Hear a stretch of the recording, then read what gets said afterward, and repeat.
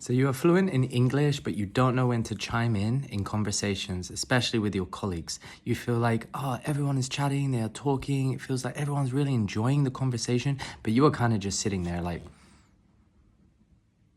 just listening. Okay.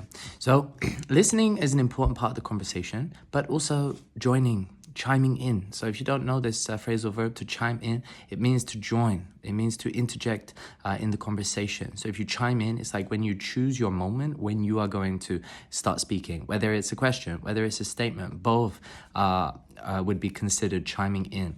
I think the best thing to consider when you're thinking about chiming in the conversation is one, about timing, and two, about the balance of the conversation. So for example, if I'm in a group conversation, whether it's with friends, whether it's with colleagues, whether it's with family members, I'm kind of listening to people. But if they are speaking like many sentences, like 2 or 3 or 4, or they start to ramble. If you don't know this word, to ramble, it means you go on and on and on. You kind of just keep talking, and you're not really giving other people an opportunity to speak, because the opportunity comes from a pause.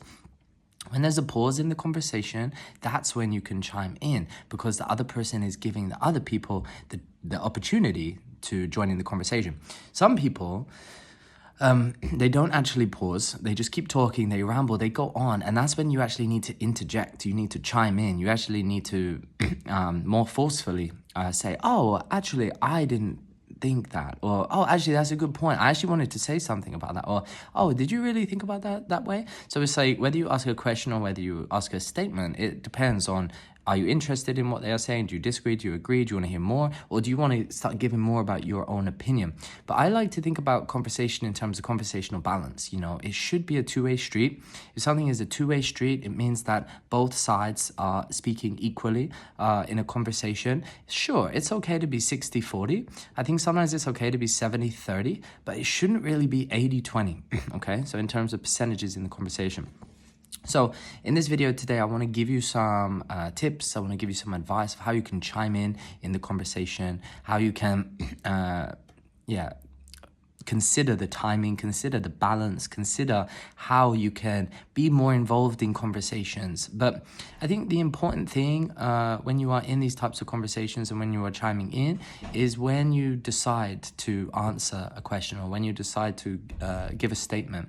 It's about how you feel in that moment. So I think the first thing when you're in that conversational setting, whether you're at work or, you know, if you're in a group, if you're in a meeting, for example, and you kind of need to check in with yourself. How are you feeling? Are you in a talkative mood? Or are you kind of like, okay, I kind of just want